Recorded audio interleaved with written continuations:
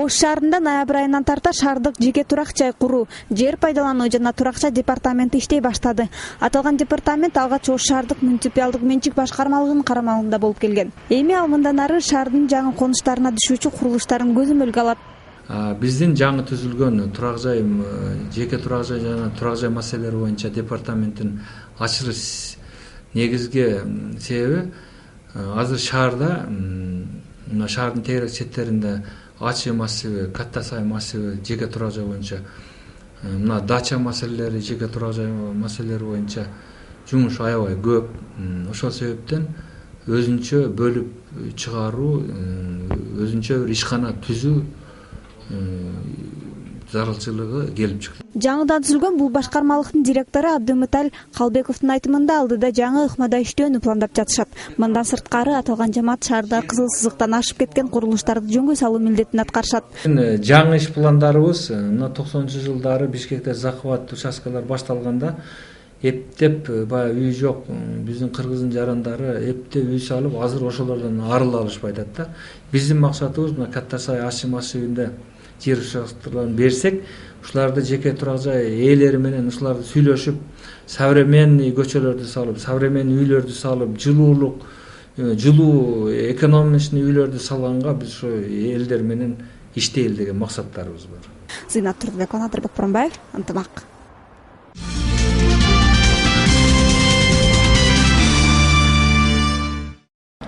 Жумуш болуш керек, балдар иштеш керек, акча табыш керек, анан турак жай болот да акчага. Мамлекеттен жардам сураш керек. Биринчиден ошо өзүм ата-энелериме кайрылмакмын. Ошо өзүм деле кичине аракет кылып салыш керек.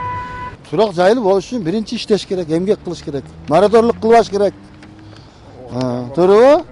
Ошо эмгекке балдарды үйрөтүш керек. Ошол турак жайлуу болуш үчүн. Анан баягы болбогон кредит алып үй алам деген ол болбойт. Турак жайы жокторбу? Турак жай болуш үчүн аракет жасаш керек. Архитектурага барыш керек, учередке туруш керек. Үйлүү болуш үчүн мээнет кылыш керек биринчи. Халал иштеп, халал тапыш керек. Хамма менен интифа болуш керек. Тапыш үчүн мээнет кылып бир завод фабрикага барып иштеш керек. Хамма келген ишкана ачыш керек. Şu adam birbirini aldаш керек эмес. Шаарда жер таап беришке аракет кылат, бирок жери жок. Шаардын жери берилип бүткөн. Шаарда 1 метр дагы жер деп. Эми турак жай алам деген адам өзүнүн чөнтөгүнө жараша болот да. Сатып алат. Анан өзүнө карап туруп иш кылат да. Андан башка эми жөнөкөй мына ошо байлар албаса турак жайдан кийин биз кайдан алабыз эми?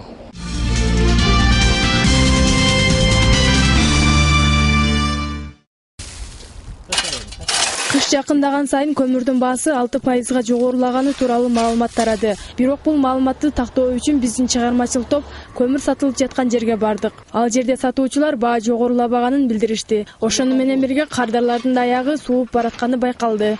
Көмүрдүн кымбатташына биздин көз карашыбыз эми көмүр кымбаттап бизге алыңдай эле кошулуп неме кете элек. 4 сомдон алып келип беребиз мына жерге сатуучуларга. Оптом. Ал жактан 2 сом 90 тиынден алабыз. Бизге жакшы болот эле кымбаттаса. 5 сомдон алып келип ушул жерде оптом өткөрсөк жакшы болмок бизге. Жакшы болот эле. Андай кымбаттай элек. Өткөндө 3 сом 80 тиын, 3 сом 90 тиын болот го, эми көтөрүлсө 10 сом 10 тиын, 15 тиын ушундай көтөрүлдү да. Андай 5 сомго жок дегенде 4,5 сомго көтөрүлсө, мынерде алып сатарларга ошондой алып келип берсек бизге жакшы болот эле да. Учурда алай Кожокелең жол чырак көмүрлөрү 5 сомдон сатылууда. Ош шаарынын халкын ушул жылы 15 000 тоннадан ашуун көмүр менен камсыздоо пландаштырылган. Анын 11 200 тоннасы сатылып алынганын Ош шаардык мэриясынын шаардык чарба транспорт жана коммуникация бөлүм башчысы Урали Романов билдирди. Бюджеттик ишканалар тийиштүү көлөмдө көмүрлөрүн баардап бүчкөн. Бирок баасы бүгүнкү күндө 4,5 сомдон 5 сомго чейин болуп аткан болчу. Мындан кийин кандай болот биз көзөмөл кыла албайбыз, себеби жанагы көмүр казган ишканалар өздөрүнүн чыгымына жараша баа коет экен. Мен ушул шаарыбыздын тургундарына кайрылып кетмекчимин. Негизинен мына азыркы биздин жер үйдөгү тургундар көмүр жагыштан неме кылышып бүт электр энергия пайдаланып акыркы күндөрдө ушул электр өткөрүүчү чубалгаларыбызга күч келип атат, трансформаторлорго күч келип атат. Ошондон учурдан пайдаланып сурамакчымын. Ушул мүмкүн болушунча ушул көмүрдү, башка отундарды пайдаланса жакшы болот эле. Кыргызстандын түштүгүндөгү көмүр бассейндери тууралуу маалымат бере кетели. Көмүр Түркстан жана Алай кырка тоолорунун түндүк жак этегинде ичке тилке түрүндө созулуп жатат. Батыш чети Исфана суусу, чыгышында Акбура суусу менен чектелет. Түндүк жагы Фергана өрөөнүнүн түзөң бөлүгү, түштүгүнөн тоо этеги аркылуу өтөт. Бул бассейнде Сүлүктүр, Шурап, Шуран тобу, Үч Коргон, Кызылкыя, Бешбуркан, Апшыр, Алмалык жана Ятан кендери бар. Алай көмүрлүү аймагы Алай өрөөнүндө орун алган. Мында 10га жакын кен жана кенчелер бар. Бирок алардын ичинен бир гана Кызыл булак кени дыккат чалгынданган жана казып алынууда. Калгандары начар деңгээлде изилденген. Өзгөн таш көмүр бассейни чыгыштан түндүк батышка 150 километрге созулуп, эң жазы жери 45 километрди түзөт. Бассейнде 20га жакын кен кенчелер бар. Алардын ичинен Көкжаңгак, Кумбел, Кулданбес, Торгой дөбө, Соку таш көмүр кендери жана кенчелери казылып алынат. Түндүк Фергана таш көмүр бассейни Майлуу суудан Сары Челекке чейин созулат. Мында 7 кен бар. Анын ичинен таш көмүр, Кара Тут жана Тегенек кендери дыккатыраак изилденген жана казып алынат. Ал эми калган кендери начар чалгынданган. Уулка Зунду кызы Илхам Ибрагимов, ынтымак.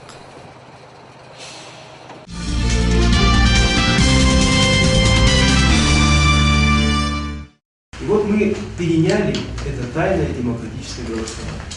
Кыргыз Республикасына аскердик тартиптеги бийлик керек деген пикири менен Элдик фронт коомдук фонду маалымат жыйын өткөрдү. Алардын айтымында бүгүнкү бийликтегилердин көпчүлүгү коррупционерлер. Алар менен күрөшүү үчүн аскердик тартиптеги бийликтин күчү гана жетет деген ойлорун билдиришти. Ушул аскердик адам эле тартипи бар, тартипти катуу кармаган адамдар эле коррупция менен күрөшө алат. Азыркы бийликте ушу арасында военный адамдар деле бар, жана Токон Мамытовго окшогон. Бирок булардын саясий эрки жетпейт да. Эмнеге десе бүт баары булганган. Азыр биз бийликке аскер адамы келет дегенде бул таза адам, эл үчүн күйгөн, эл үчүн ант берген, эл үчүн кызмат кылам деген адамдар. Булар бүт баары саясатчы. Булар азыркы учурда өзүнүн ишин ушу саясий партиялардын лидерлерине кызмат кылат, фракциянын лидерлерине, башкаларына. Элге мындай эч кандай тиешеси деле жок, чече турган көңүлү деле жок.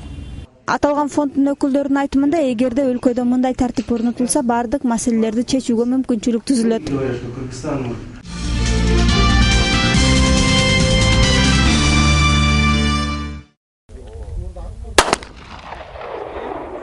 Басма сөз күнүнө карата Коргоо министрлигинин түштүк батыш аймактык регионалдык командачылыгы менен Ош шаардык мэриясы журналисттерди куттуктап, майрамдык салтанат уюштурушту. Иш-чарада 30га жакын журналисттер аскердик машыгуудан өтүп, куралдан ок чыгарышты. Салмагы 810,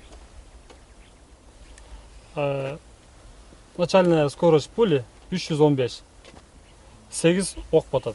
Теориялык билимдерди практика жүзүндө сынап көргөн журналисттер Макаров жана Калашников үлгүсүндөгү куралдар менен 25 жана 250 метр алыстыкка карата ок атууну үйрөнүштү. Эмесе баштадык. Биринчи сиз. Ой, нет, а можно не я, пожалуйста? Иш-чаранын экинчи бөлүмүндө шаардын биринчи вице-мэри журналисттерди басма сөз күнү менен куттуктап, бул кесип эң кооптуу кесиптердин бири экендигине токтолду. Сиздерди биринчи ирет Ош шаардык мэриясынын атынан, Ош шаарынын мэрі Мырзахматов Мериш Ошбаевдин атынан кесиптик майрамыңыздар менен чын жүрөктөн куттуктап коюуга уруксат этесиздер. Андан соң уюштуруучулар тарабынан басма сөз күнүн белгилеп жаткан бир катар журналисттерди ардак грамоталар менен сыйлады. Садыкову Бегаим Гульбаевну.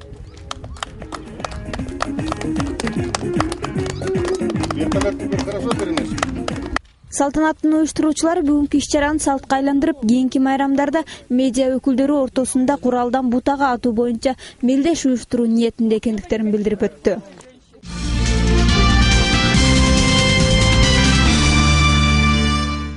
Кыргызстанда табигый жайыттар 8,9 миллион гектарды түзөт. Анын ичинен жайкылары 3,9 миллион гектар, кышкылары 2 миллиондон ашыгыраак. Адистердин айтымында республикадагы жайыттардын сапаты жылдан жылга начарлап баратат. Аларды калыбына келтирүү жана атмосферага көмүр кычкыл газынын чыгышын азайтуу максатында Ала районунун Корул айыл округунда тоонун күнгөй жагына теплица курулду.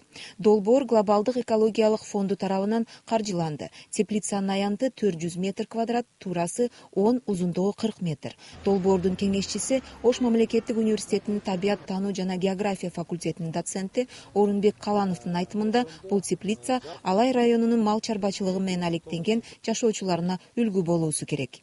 Күндүн нуру менен камсыз болушу, ошол күн суткасындачы күндүзү канча болсо ошондо бардык энергия ошого кетет да.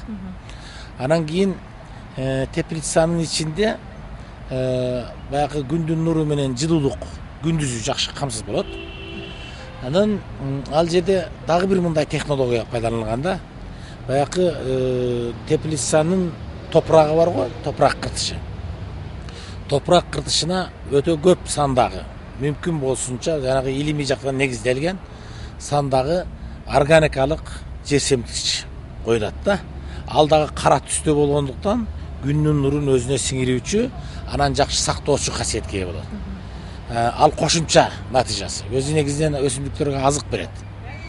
Анан кийин үчүнчүсү, ал жерде болсо кара түстөгү жаргакта ушундай. Ошону менен топурак түстүнүн бети жабылганда ал эки натыйжасы берет. Биринчиден кара түс болуп, күндүн нурун өзүнө жакшы сиңирип алат дагы топуракты ысытат.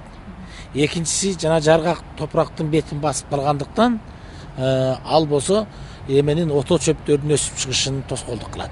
Дагы бир үчүнчү өтө жакшы натыйжасы бар экен, анан айтпай калыптырмын. Ал жерде жанагы суу режими жакшы болот. Суу бууланып кетпейт.